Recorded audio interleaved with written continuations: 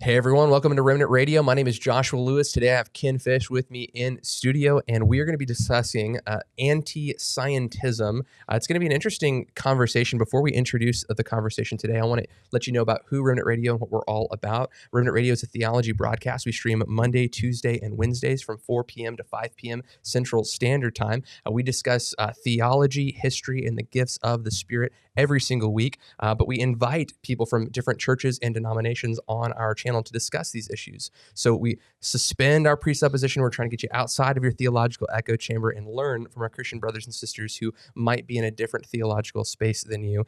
With me today, on my right, your left, I have Ken Fish. Ken, how are you doing today, sir? I'm doing great. It's good to be with you again. Yeah, it's glad to have you here. You just spoke at Wellspring Church. Mike was on sabbatical, so he's been bringing in speakers to speak on Sundays for him. You came and spoke. Tell us a little about last night. There was some pretty cool stuff that happened, I heard. Yeah, last night was, I think God was putting on a show, really. I taught on the compassion of God and how he really, his heart for us as human beings.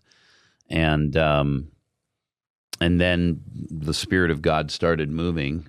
There was one woman who, I couldn't believe it. She'd actually traveled 4 hours from somewhere else in Texas. Yeah, Houston. I want to say there's an entire group, like 15 people. That's what Rhonda said, is that there's lots of people who had come from that area up here to get prayer. Well, they all got prayer. Yeah.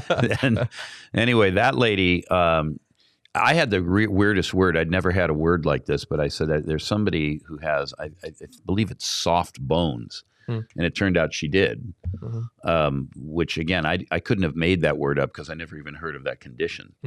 But anyway, that's what we call a word of knowledge. It's supernatural insight into either a present or past condition. And so she responded, came up for prayer. My friend Brian Blount was there. He'd come down from Oklahoma City, and he helped me pray for her.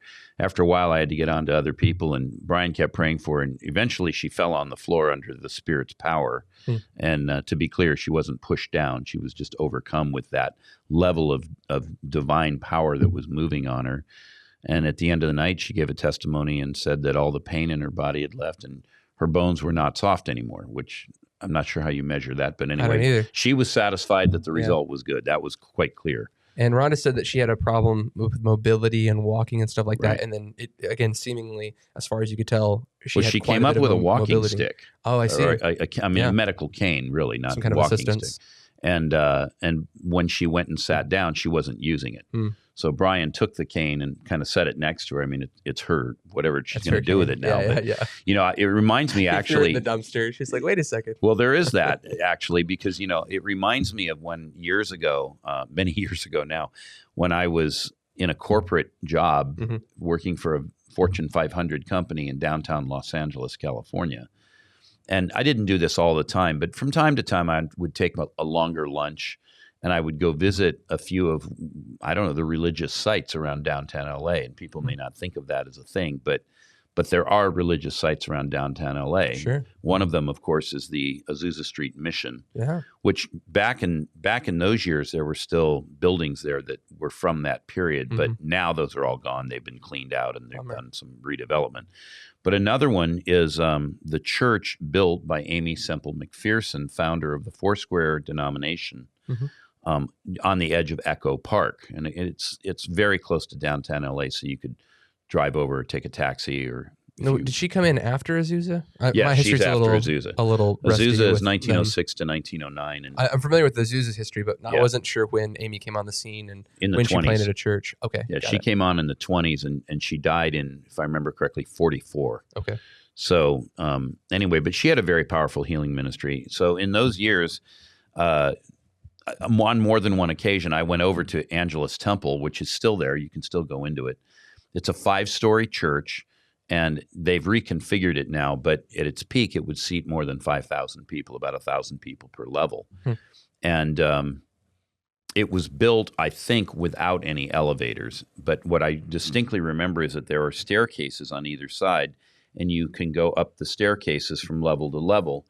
And back in those years, at the head of each staircase, before you would turn to go up the next flight, right there, they had large cases, bigger than this desk we're sitting at, much larger than this desk. And they were I guess made of glass or plexiglass. I never really checked that question, but something clear that would protect what was inside. And inside there were stretchers and ear horns and eyeglasses and canes and things like this, medical devices and conveyances. And underneath each one would be, Josh Lewis, 423 Elm Street, Hearst, Texas. Well, those were in the years when phones weren't as common. Clearly no one had cell phones and things like that.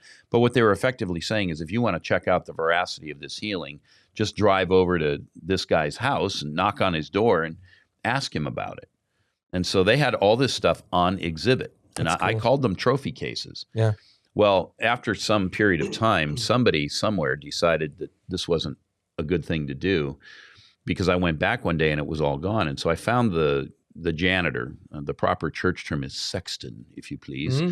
But anyway, I found the janitor, the sexton, and I said, hey, I used to come over here, in years gone by, and there were these cases with all the crutches and canes and this and that. And where did all that go? And he said, oh, we've got all that in the storeroom now. And I said, well, why'd you take it out? He goes, well, it was gathering dust and it was kind of embarrassing to have it around. I said, why was it embarrassing? I said, it's a testimony to God's power. And he kind of looked at me and he lowered his voice and he goes, because these things don't happen here anymore. And he said, and it was kind of in the face of the, people that were in charge. And I said, really? And he goes, yeah. And I said, wow, that's sad. But this is really, I think, at its core, the genesis of so much of teaching that God never did these things, or he stopped doing it with the apostles, or whatever version of that you want to go to. Here it was writ large right in front of me in Angelus Temple, which was built less than 100 years ago, or right around 100 years ago now. Sure. So, you don't have to go back into ancient history. You can just talk about things of the 20th century. Who is Angela? Angelus Temple was the name of this church? Oh, no, it's called Angelus. And okay. As in Los Angeles. Gotcha. Okay. I was like, that name makes me so uncomfortable. No, it's not Angela's temple. It's Angelus temple. There we go. I'm so much more comfortable with that. I was like, we're already on Amy Semple McPherson ground. It's going to get weird. No. It's like, who is Angela? And why I'm just speaking in tongues on the air. That's what's going on. Okay. Yeah, okay. That's perfectly more acceptable. So let's talk about this anti-Scientism, if you will, where the church has separated itself from the science and separated itself from thinking in what would be a rationalistic sort of way in regards to science. Our faith in reason in opposition. Right. Let's talk about that a little bit. Well, I think it's a super important question because historically, within Christian theology, and we could even say in Jewish theology before Christian theology, there wasn't really a dichotomy between faith and reason. And probably the highest expression of this that you can find is in the writings of St. Thomas Aquinas, who was viewed, as probably the greatest theologian of the High Middle Ages. Yeah. And again, there was not viewed any kind of contradiction between faith and reason. Although, to be fair, I think there are times when things happen that make us scratch our head or shake our head in disbelief. And in that sense, what we're having is cognitive dissonance because we've experienced something, we've seen something that doesn't fit the normal pattern of life as we understand it. So like a donkey talking or the sun throwing going backward, a stick in the water and something metal floating up, like all of that. Yeah, the weird stuff. Multiplying fishes and loaves and feeding thousands of people with what amounts to a sack lunch. Yeah. I mean, these kinds of things they do stretch us. And it isn't clear from Scripture how often these things should or actually do occur. In fact, I think this weekend I think I spoke of this momentarily, when I was speaking this weekend at Wellspring Church, I mentioned a time when we'd had a food distribution and clothing distribution at a church that I was visiting. And in the end, we had more than we had started with, and this was after having, provided food and clothing to hundreds of people. Well, that would be in the same class of miracle as what Jesus had with the multiplication of fishes and loaves. Yeah. But having said that, I'm also quick to add, I don't have 30 stories like that. That's right. I've seen that on a handful of occasions, but that's a lot more than a lot of people have seen. Sure. So those who have never seen it would say, it never happens, it didn't happen, it doesn't happen, you're crazy. But there were other witnesses to it. I mean, we know it happened. And then some will say, well, why isn't it in the newspaper? Probably because we didn't call the newspaper to report on it. And, not everything that happens in the realm of life is newsworthy, and even things like that you might think are newsworthy because of their unique nature, some people just don't feel the need to grandstand all the time. Well, yeah, and then you have news outlets that don't want to be taken advantage by charlatans either. That's right. So you've got these news anchors who do these things actually happen? Absolutely. But are there charlatans in the world? Absolutely. And you're going to say the secular news, it's their job to figure out which one's which. That's going to be a difficult space.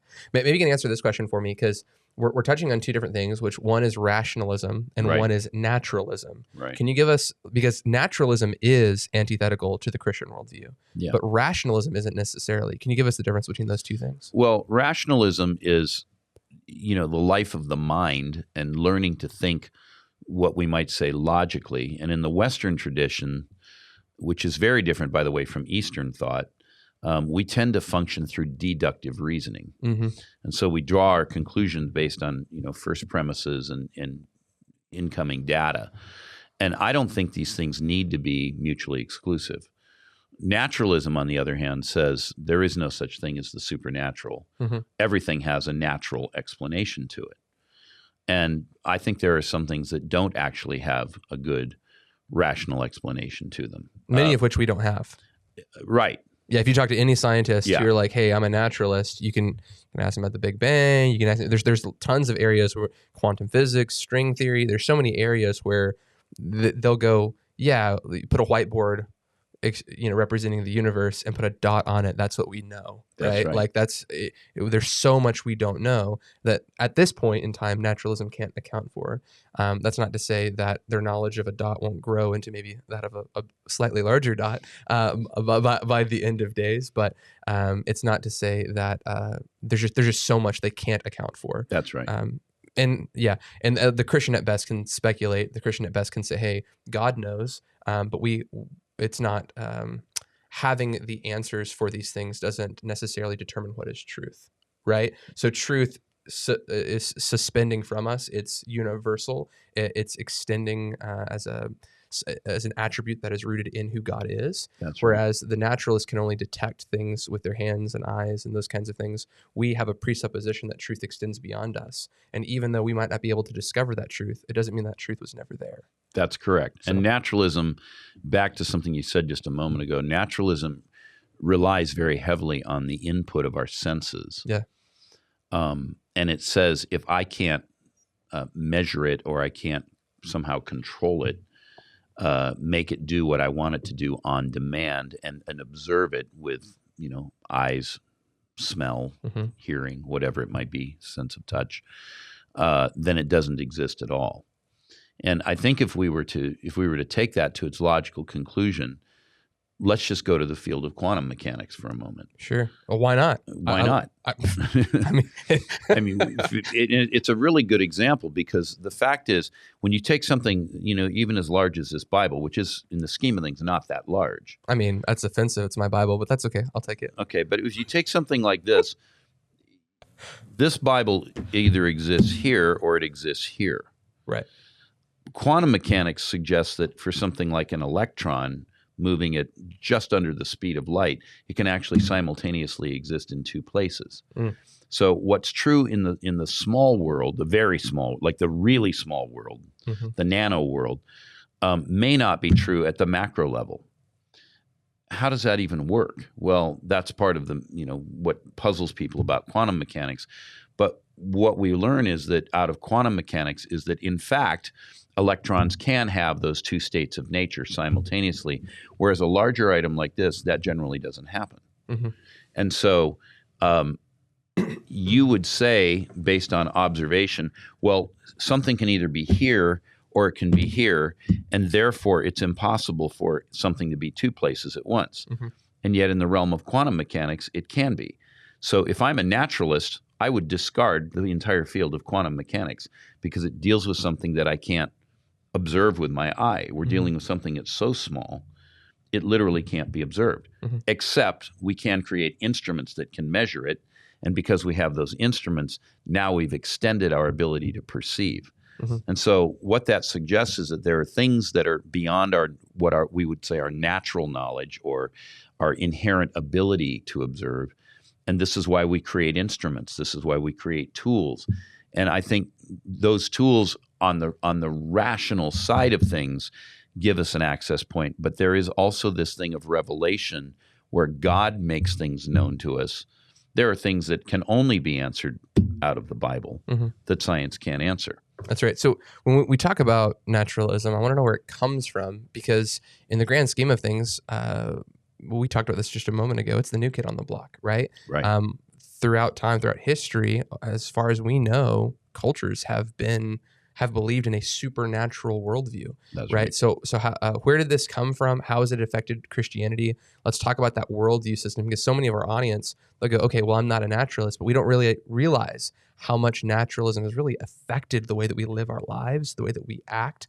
I'm going to do everything on my own strength until there's something that's beyond me, and then I'll ask for help, and then I'll call upon the name of the Lord, right? Like we actually function. Even the charismatic spaces, we function as naturalists. That's right. Until we have to be a supernaturalist. And then we're living with like this deficit of faith. So let's talk about where naturalism came from and how it's affecting our worldview. Well, at least for our purposes, I think naturalism got its get-go with what's commonly known as the Enlightenment, okay. Which was a intellectual movement that started in the late 17th century, 1600s, and then progressed, through the 1700s and into the 1800s. And, the Enlightenment was called that because supposedly we were getting enlightened and we were leaving aside all of the superstition of the Dark Ages and medieval thought. Which is good. There was a lot of that. There was a lot of that, and there was a need for some reform and just coming to our senses, I think. But it's not the same thing as saying that all that people believed was wrong. That's right. And so there's a tendency to want to throw out the baby with the bathwater. Anyway, as the Enlightenment progresses, we start to move towards scientism. And scientism demands that nothing really be believed unless it can be replicated on demand through an experiment in a controlled condition that we set up. And I think the nature of life is such that while there are many things where that is true, we can create ice pretty much on demand if we put water in an ice cube tray and put it in our freezer. Some things are really that way, but other things are not that way at all. This woman who got healed last night at the church, who, was done with her cane. I guess we could have put it in the trophy case. That was really what prompted that conversation. Michael's going to have a trophy case next time you come in. Well, you guys can build one and start filling it up with things that are no longer necessary. But, that one we can't reproduce on demand because it's driven by God and his agency. Now, in that particular moment, I had a word of knowledge and I called it out, and that triggered her healing or her miracle, if you want to say it that way. But that's not reproducible on demand because I don't have that power. God does. But he chose to make himself known in what I would call a revelatory moment, both by defining the condition that he was about to touch and then following through on it. But does that mean that every single one of those that we might encounter is automatically going to be healed? Well, I want to think that many of them can be healed, and often they are healed. And, she was probably helped out by the fact that my friend Brian has quite a track record with things like that.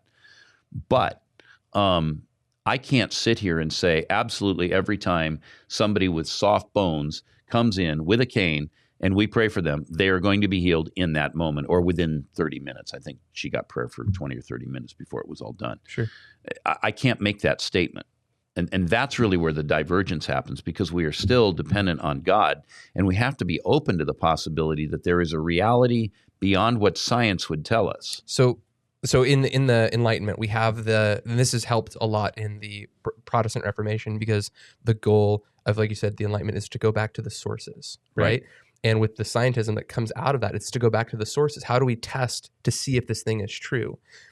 Within a Christian worldview, or at least in a theist worldview, we can do that to the natural order, because the natural order is a created thing, right? But what we're talking about in the supernatural space is when an uncreated being, right? So you then come into what C.S. Lewis talks about, the third dimension versus the fourth dimension, right? Right. If you have a two-dimensional object trying to comprehend what is three-dimensional, this two-dimensional being would have no comprehension of how to process something three-dimensional.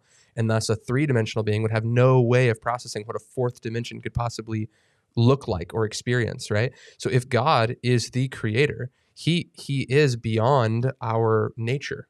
That's right? correct. He's beyond the That's created exactly order. right. So when a naturalist comes to a Christian who's claiming a miracle or something that's supernatural, he's saying, show me through created nature how this is possible. And we say, well, no, the uncreated God has intervened within the created order. That's It's correct. not normative.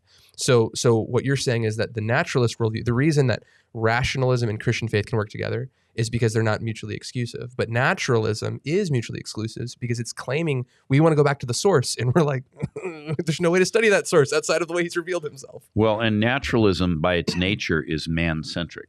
That's right. It is in the entire, all of the limits of what it defines are circumscribed by what we think we know, and I say it that way on purpose because sometimes what we think we know isn't actually right. Like a flat earth. What, I'm sorry? Like a flat earth. Yeah, like a flat earth. Yeah. So it's defined by what we think we know and what we can observe with our own senses. But in fact, there are things that we don't know that we later come to know. Mm-hmm. Right at this moment, I don't know why, but I'm thinking about black holes. Mm-hmm. And you know, the nature of a black hole is you can't see it because it sucks in all the light and energy around it. Now, we can detect them using instruments, but, you know, in, say, 1850, no one had heard of a black hole. Nobody believed that such a thing existed. No one had even conceived of such a thing. Mm-hmm. And then, you know, because of the theory of relativity and because of quantum mechanics, people started to think about cosmology differently, and they said, well, at the limits, there should be something like this. Let's go see if we can find it. They still didn't know that it existed. Mm-hmm. And now, you know, because of modern instrumentation and so forth, we've actually been able to detect that. And so I would say to somebody who's a naturalist, you don't know what you don't know. Mm-hmm. I mean, you don't know what's going on in the Andromeda galaxy. I mean, we can detect that it's there, but we have no precise information about what's going on in Andromeda. Mm-hmm. And God has all knowledge of everything as the creator. And if he chooses to, he can drop a piece of that infinite knowledge that he has into us and allow us to experience something, to know something that we wouldn't have otherwise known. Well, that's the very nature of it. Let's talk about that. If God is the creator of all of this, and we think about science, and then we even think about history and the way that Christians have interacted with history, where Christians go, slaves are liberated, oppressed women are set free. We have everywhere Christians go, like you think about the Enlightenment, the Renaissance. These are Christian driven. You think about abolition here, both in the UK and in America, run by Christians. They were in the forefront of justice issues. They were in the forefront of science and entertainment and the arts. You think about Christians, they were so driven in these areas. And now you can look and like we're not touching hardly any of those areas anymore, being a voice of moral and cultural engagement. So what happened from the Enlightenment, post-Enlightenment? We were still involved in science. We were still, right. I mean, you think about, it's a guy who made, I want to say it's calculus, French philosopher guy, really into the maths. I can't think of his name. I'll have to look him up here in a second. But like even until recent days here in the West, we've been involved. What's happened that has caused the West, the Christian West, to begin to remove themselves from the sciences and remove themselves from the entertainment and those kinds of fields and spheres? Right. So we started out talking about the Enlightenment, and we somehow got ourselves around to quantum mechanics and, you know, Albert Einstein. So Einstein lived in the early 20th century. So, you know, in round numbers, we're talking, you know, his big discoveries were around 110, 120 years ago. Mm-hmm. But, you know, in the field of history, that's a blink of the eye. That's I mean, right. My grandmother was born in 1902. Mm-hmm. And so, you know, I can look at that. That's her lifetime. So really we're talking about in our grandparents' lifetime. Mm-hmm. Well, maybe your great-grandparents. But anyway, what happened is as this naturalistic philosophy began to push on the world as we knew it, I think there was a reaction. There was a reaction among people of faith. And it really came to a boil with the Scopes monkey trial in 1925. I don't think the Scopes monkey trial is the one and only instance of this. It just happens to be one of the better known instances. The tipping point. Yeah, it's the tipping point. And so what ends up happening is, even though on the one hand the trial was won by the side of faith, the war was lost by the side of faith, because as you pointed out before we started recording, the media jumped in and started mocking this. Academia started mocking this. And so we came to a place where, and I think we still see a lot of this in modern America today and in modern Western Christianity, where people believe that the essence of faith is to be opposed to reason. Yeah.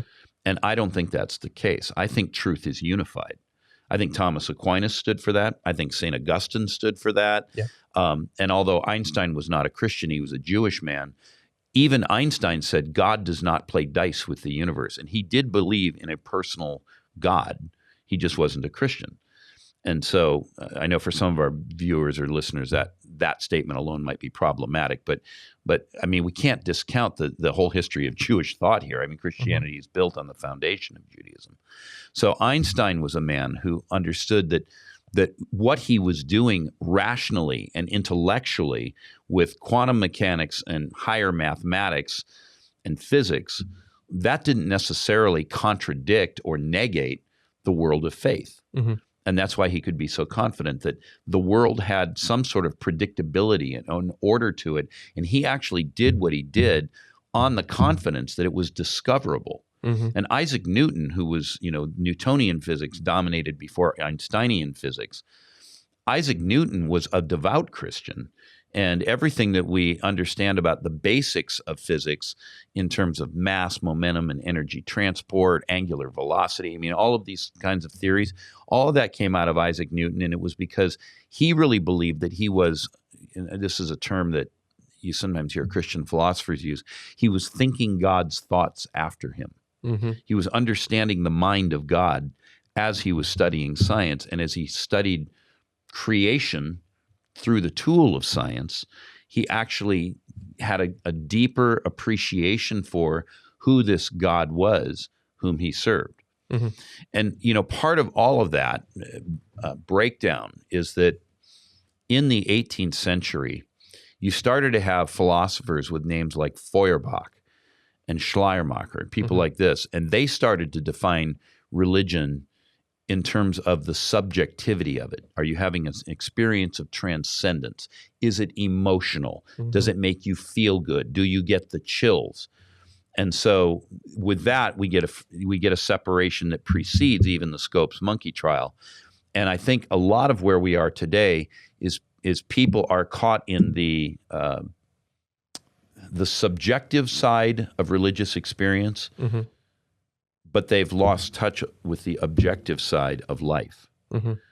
And I think what we want to do is we want to be fully open to the subjective and have powerful experiences of transcendence, and at the same time living in the objective, where we also have powerful experiences of what philosophically is known as immanence. So we're going to live in the world, but not be of the world. That would be a very good way of saying it. We're going to live in this natural created world, but we're going to have a worldview that transcends, that makes sense of the natural world that we live in. That's exactly right. And for our audience who's watching and they're like, hey, I'm not familiar with the Scopes monkey trial, I want to catch you up just briefly. Scopes monkey trial, John Scopes, Tennessee, teaches evolution.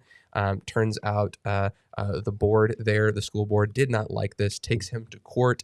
I think he loses his job over it. I don't know how severe. It was illegal to teach evolution at the time. And so he's reprimanded on some level in court. And at the end of it all, the media runs after the Christians and starts mocking. News articles are written just trying to humiliate the Christian worldview. And the Christians decided, we have this term, I don't play basketball. I don't want to pretend like I play basketball. It's called roofing a ball. So if you're playing basketball and you get really ticked, you just roof the ball and no one gets to play anymore. That's what the Christians decided to do, right? The Christians were like, we're playing with you guys. We're different teams, but like we're friendly. And like we got to this point where it's like, oh, you're going to make fun of us? Well, fine. We're not going to play with you anymore. So we started separating from culture. That's right. We had our own entertainment, our own education system, our own. And it's not like to your point, it's not like that one event.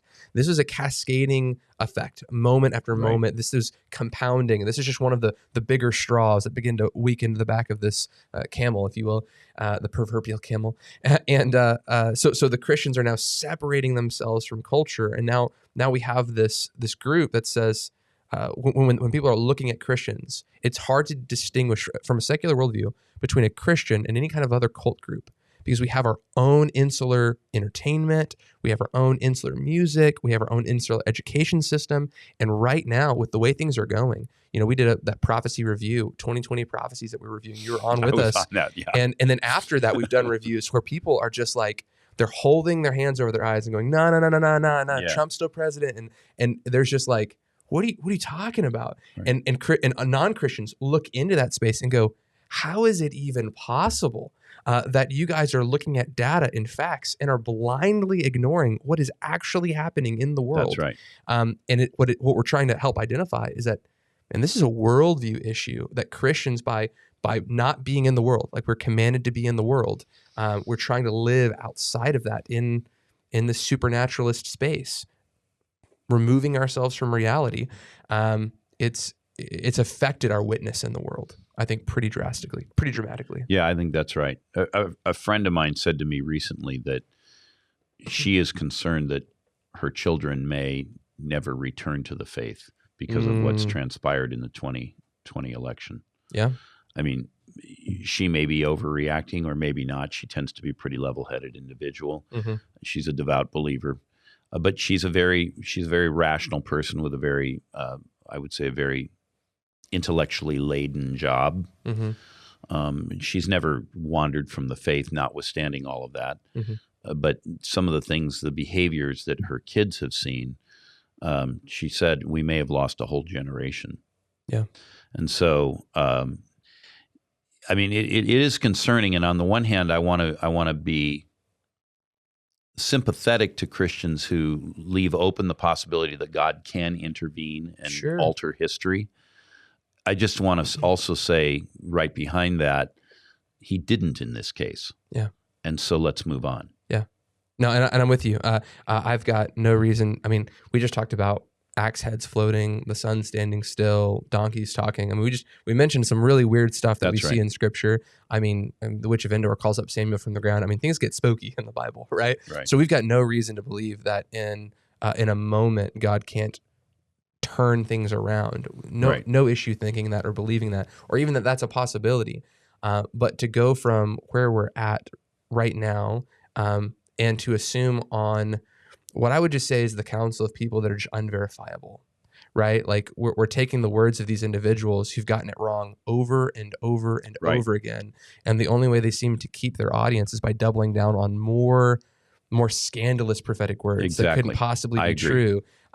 So this is where rationalism would be super helpful in the Christian worldview, right? So when we're examining the data going, well, I believe God can do these things, right? And we're looking at a prophetic voice and, man, they've gotten a lot right. Well, maybe I should listen to them, right? Versus a person who, I mean, for the last 2 years has done nothing but get things wrong and nothing but create new doctrines that are nowhere in the Scriptures, and just expound on a big nothing sandwich is what I call it, right? And we're looking at these people who have no verifiable relationship with God because they're preaching a whole bunch of stuff that's not in Scripture. They've got nothing but wrong prophecies, and now we're going to take their word for something that we want to be true. And I think that's the difficulty. It's the prevailing bias problem. That's right. And there are many times when people give prophetic words that are wrong because of that prevailing bias. That's right. And I've taught on this extensively in other settings, but to sum it up in a soundbite or two, in order to prophesy with effectiveness, you actually have to be in a place of spiritual neutrality where you might actually know what you believe or want, but somehow you're able to detach yourself from it and say, this is what I want, but what do you want, Lord? Or what are you saying in this moment? Mm-hmm. And that's what I'm going to articulate. And we see examples of this in the Scripture. it's one of the reasons I think Paul says we should test everything and hold fast to what is good. Implied in that statement is the idea that some things that people might say won't actually be of much benefit. And so we set them aside. Doesn't mean we have to stone the prophet, but we just say, no, that's not a word from the Lord. But we see an example of it with Jesus in the Garden of Gethsemane. He's so exercised of soul and body over what's going to happen to him that he is literally sweating blood.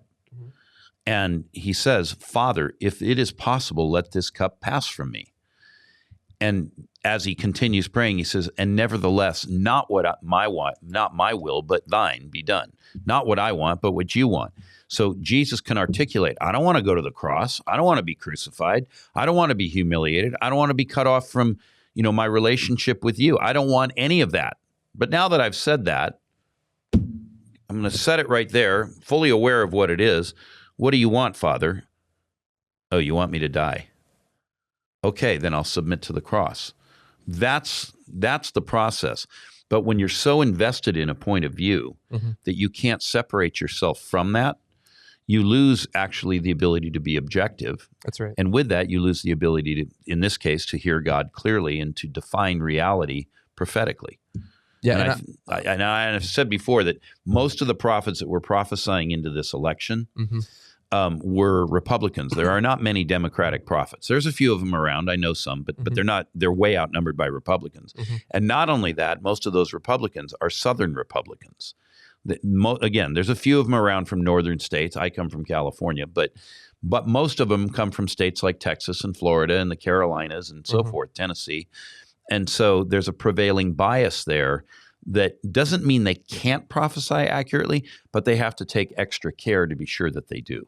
Yeah, and I want to ask about this kind of anti-intellectualism and this confirmation bias thing, because these are worldview issues that we're really coming into. The whole world has. But before I do that, I just want to back up 2 steps. And for those who are hearing Jesus in the Garden of Gethsemane, that he is not wanting to go to the cross, what we're talking about is the will of his humanity. That's right. Because we would agree that the Son freely lays his life down. Absolutely. And for those who are wanting to pick bones, Christology. I was about to say, we got to be careful here because we're going to run into the problem of, is there one nature or two natures? That's right. Suddenly the whole Chalcedonian formulation is going to pop up here. So it's worth making the slight amendment for Absolutely, those who are listening to go, hey, look, the Son freely gave himself. We're not talking about that. Okay. So when talking, that's why he said, "Nevertheless, not my will, but thine be done." That's right. He did give himself freely. Yes. That's it. Praise God.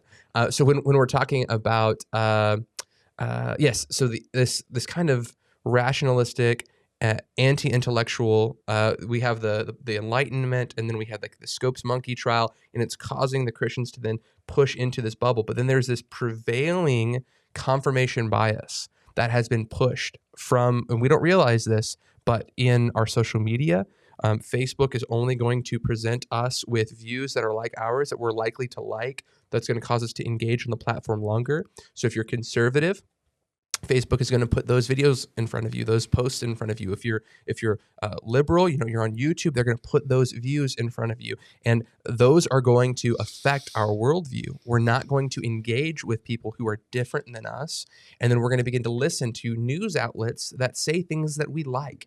So, and then we further segregate geographically into political spaces that agree with us as well. So now we have Christians who are engaging and are being crafted by society to believe in confirmation bias. Can you tell me, can I just add to that too? Yeah, keep going. That's true of Christians, and I'm not going to dispute that. Sure. It's also true, though, of many other subgroupings in our society who are in their own echo chambers. That is a worldview of culture, is my point. And Christians are going along with that indoctrination. Right. That is as much as the Enlightenment, 100 years from now, they're going to be talking about what happened now, and they're going to call it something. Yeah. They'll put a label on it. They're going to put a label on it, whether it be the confirmation bias error or whatever, because that is what is happening. We're being segregated into these ideological groups, and it is horrifying what is going to hit the fan. I can't imagine that it's going to take 100 years for things to decay rapidly. And you know who actually called this out? It's rather interesting. I am not a huge fan of Barack Obama, but Barack Obama called this out. while he was still president. And he was talking about people who are, they're following their own community, their own social media channels and all that, and no one's listening to anyone else anymore. And I really agreed with him on that point.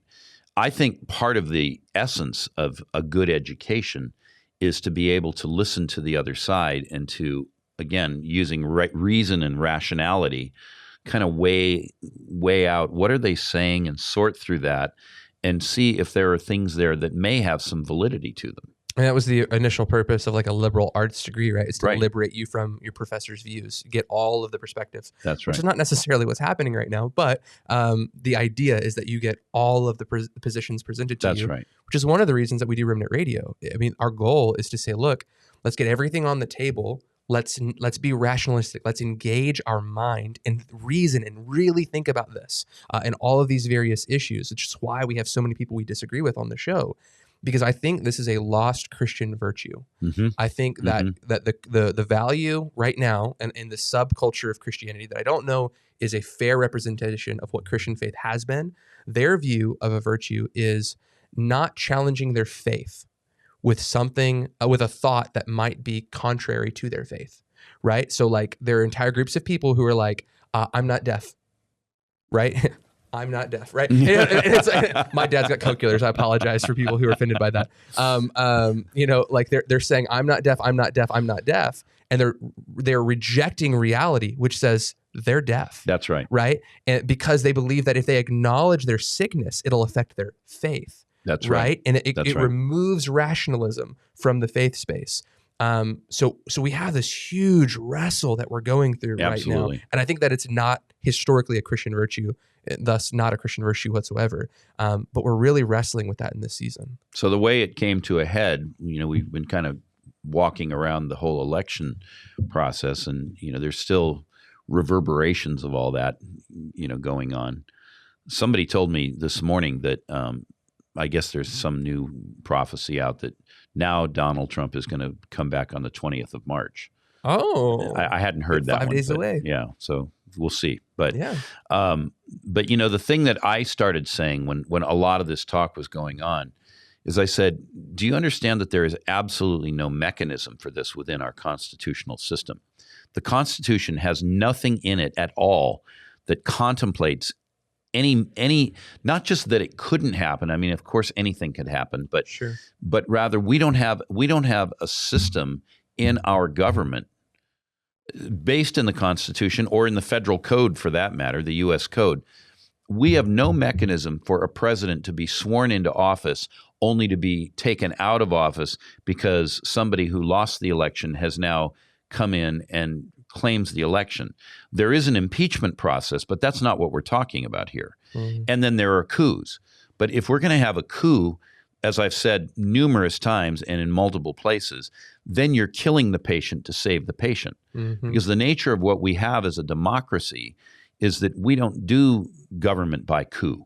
Mm-hmm. They do that in banana republics. We're not a banana republic. We're the world's leading democracy, right? Mm-hmm. We are a constitutional republic. So I don't want to see a coup. Mm-hmm. And so all these people are like, well, the military is going to come up and they're going to back Donald Trump and all this. And I'm like, no, that's the wrong answer. It's fundamentally wrong from the system of government that we have. Moreover, if that were to occur, I don't know how it occurs, because one of the things that happened right after Biden came in is he switched out all the generals so that they would be people that are loyal to him. Yeah. Because there was a concern that maybe some of these generals were loyal to Trump. Sure. So could it still happen? I guess it could, but I myself don't want to see our government, fall into that pit, because once we're in it, it's going to be very difficult to get out of it. Whoever has more the like power, judgment than a blessing. Yeah, and whoever has the power makes the rules according to their own arbitrary whims. And if it happens to be the Republicans this year, 4 or 5 or 10 or 15 years from now, it'll be the Democrats. Yeah. And that's what we see all the time in banana republics, right? Right. Whoever's on top kind of invokes the power, and they hold power as long as they can. There's no term limits to it. Yeah. And that would be the end of America as we have known it. So if we think that this election is invalid or something was done wrongly, well, then let's fix the process and let's win fair and square and double down on our efforts to win the election.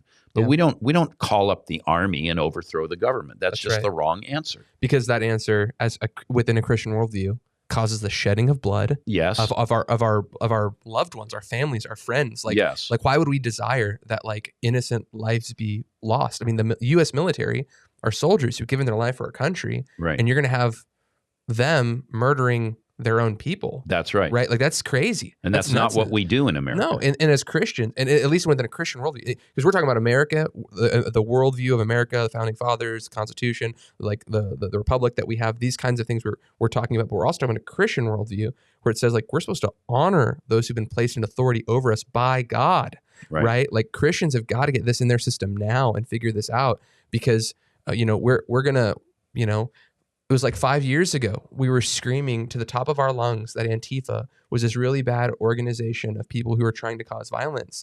And 5 years later, I am watching Christians who have posted the exact same thing that Antifa was doing. They are now commending Christians for doing and encouraging Christians to do. And we have lost all moral high ground. That's right. Because of this confirmation bias. We want to believe what we want to believe. We want to be right and we want to win. And we are willing to do anything to get there. And that is not a Christian virtue. That is inherently unchristian. And this is slightly off topic, but it bears mentioning right here because we are here. In the midst of all this, we would do really well to recover the idea of what is a just war. Come on. Augustine famously wrote about just war theory. And, the ethical problem is when and how can Christians engage in war of any kind and under what conditions? Because we are called to be people of peace. We are called to refrain from shedding innocent blood. And so, he put forth this whole theory.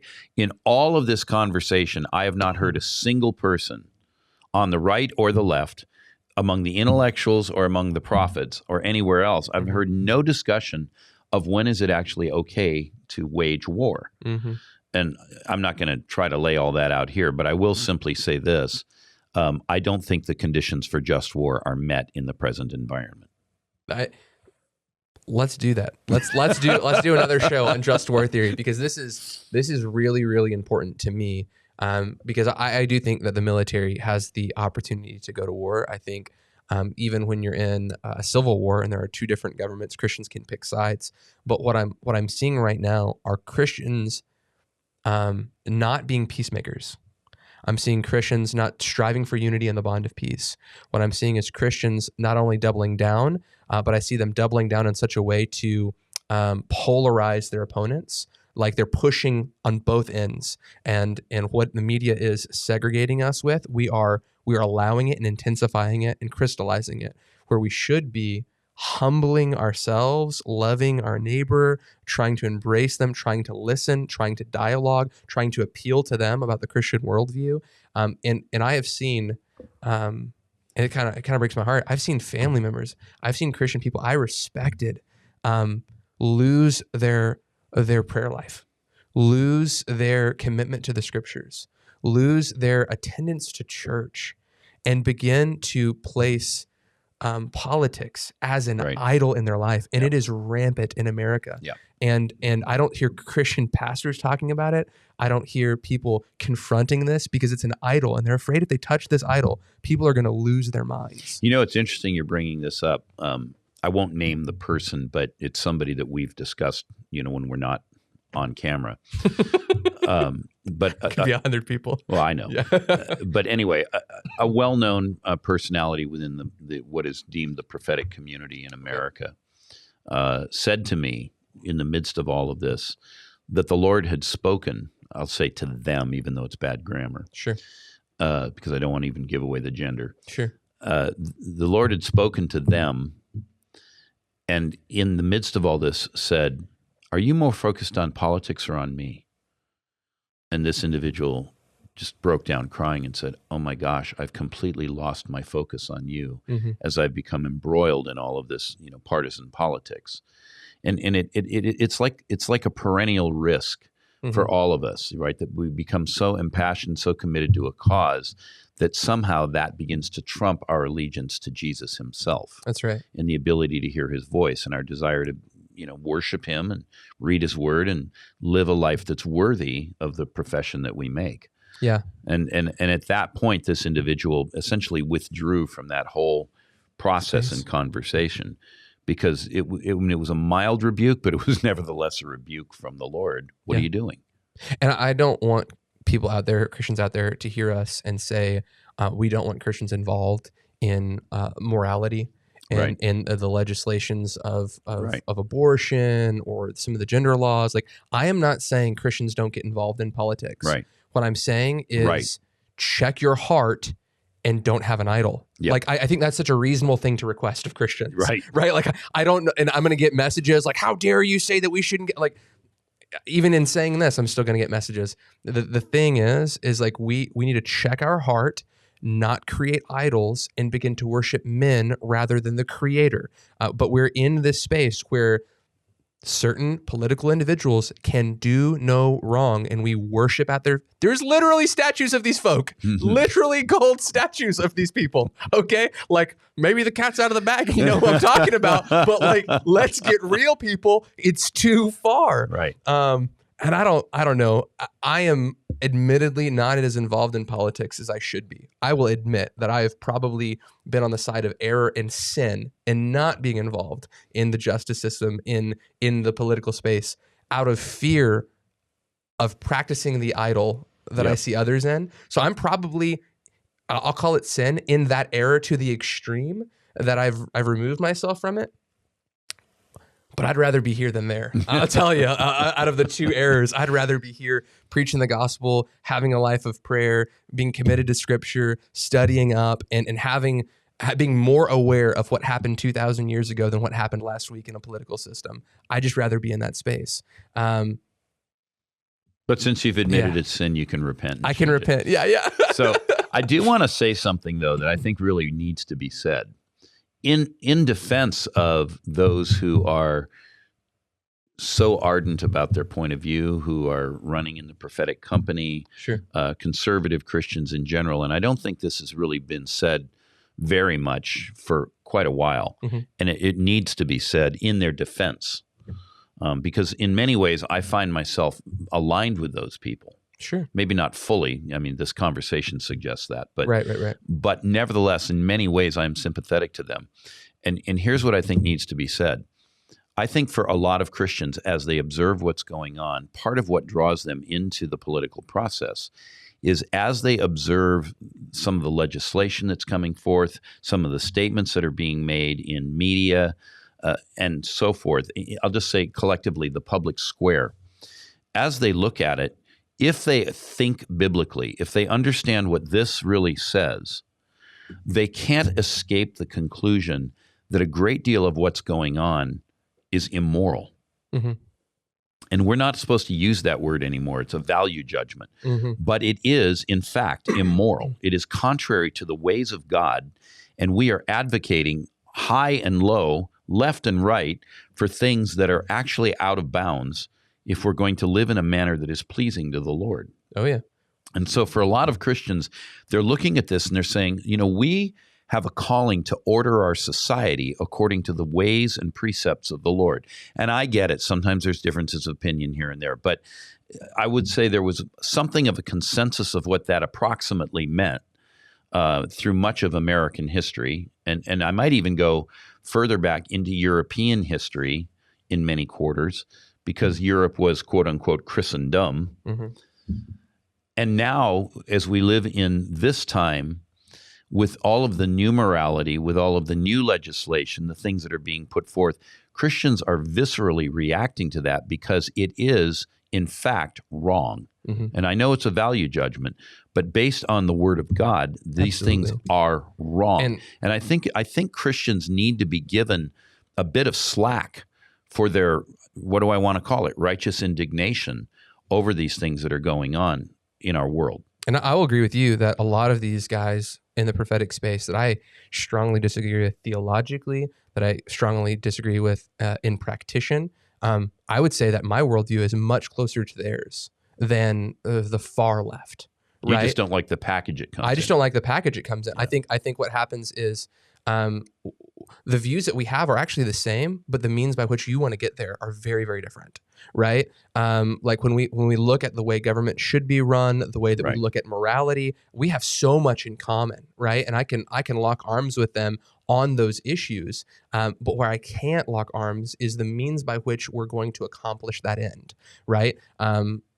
So again, the theological space, the practitioner space on the side, just moral judgments. As like, I'm conservative as the day is long. I have no problem talking about that on air. That being said, as Christians, we are Christians first, right? That's right. And there happen to be some conservative issues, right, that are very Christian issues, Right. But we're making sure that we're bringing the gospel first. Like, even if I was like, let's pretend government's not a thing, and there are people who are that have a pro-abortion kind of view on the life issue, and I'm having a conversation with that individual. I'm going to appeal to Scripture. I'm going to appeal to the created order. I'm going to appeal to the Imago Dei as a case for the life of that child. Why is it that when we introduce government that changes? Mm-hmm. Why is it that we don't go to the preaching of the gospel first? I would encourage everyone to go to Apologia on YouTube, go to Apologia Studios, and they have cases where they stand before judges, one after they get 5 minutes at a time, right?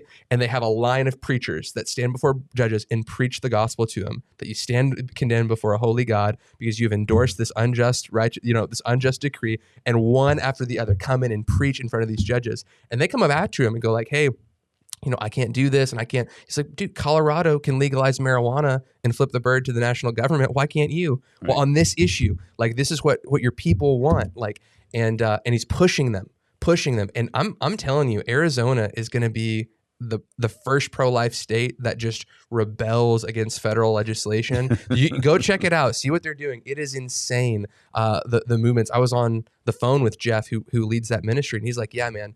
He was talking about the political space with Trump, because if we get this next election, it's going to be over. Like, we're gonna end abortion in the next 4 years here.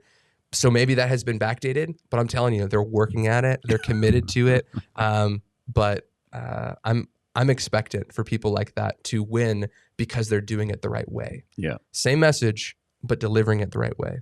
So we're talking about the 21st century, but if you look back, say 400 years into the period following the triggering of the Reformation, mm-hmm. what do we get in Europe? Religious wars. Mm-hmm. Well, these are Christians fighting Christians now. That's right. Right? They might be Lutherans against Calvinists, or they might be Catholics against Lutherans, or whatever they are. But this is because we're a little bit distant from it, we can be somewhat more dispassionate about it. When we look at what was going on there we see people who we'd like to think had mostly the right ideas, but they had all the wrong techniques. Mm-hmm. And I think that's what we're trying to avoid, is a resurgence of something that is like the religious war period. Agreed. Yeah. Like, so much there. Okay. So I've got to let you go. You've got to catch a flight. A flight. So, thank you so much for coming. It's always good to be here. I'm always just like so shockingly surprised. Like, when you're on the show, I'm like, this is gonna be a good episode, and then it's always so much better than I expected it to be. So, and for those of you who are out there that you're watching, this episode has been a blessing to you. You've been encouraged by Remnant Radio's ministry. I'd encourage you to give in the link of the description. There's 2 ways you can give. One is on PayPal, one-time gift, or they're on Patreon. You can give as low as $5 a month to get access to all of our content and help support what we're doing as a ministry. If there's a piece of content that you've seen on Facebook or YouTube that's on our Patreon account that you don't have access to, and you can't afford $5 a month, go ahead and hit me an email at media@theremnantradio.com. I'll send you that specific link for that specific video.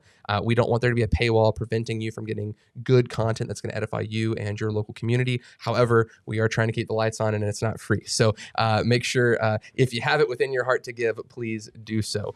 For the rest of you, make sure to hit subscribe and like the video as we're coming out with content just like this. I've got Dawson coming on tomorrow discussing Jeremiah 23 and doing a further exposition on that text. Very excited for that tomorrow.